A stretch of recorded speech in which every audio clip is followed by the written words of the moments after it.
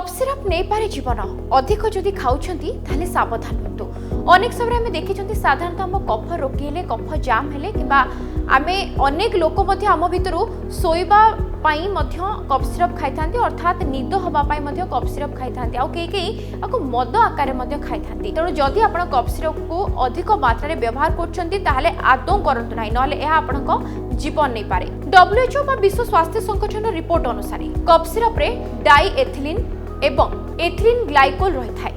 अधिक मात्रा रे सेवन करने द्वारा शरीर में अनेक क्षति पहुंची थाए। प्रतिदिन सेतिकी मात्रा रे कफ सिरप खातु जेतिकी आपनको डाक्तर परामर्श देउछन्ती आ बिना डाक्तर को परामर्श रे आदौ कफ सिरप खातु नाही। तेज जदि आप अधिक मात्रा रे कफ सिरप खाउछन्ती ताले आपनको हृदस्पंदन बढ़ी जिवो, मुंड बिंधा हबो, निस्तेज लागिवो। आ जदि एरि भितरु आपनको कोनोसी भी लक्षण देखा देउछि कफ सिरप पीबा परे ताले तुरंत डाक्तर को परामर्श करंतु, अवहेला आदौ करंतु।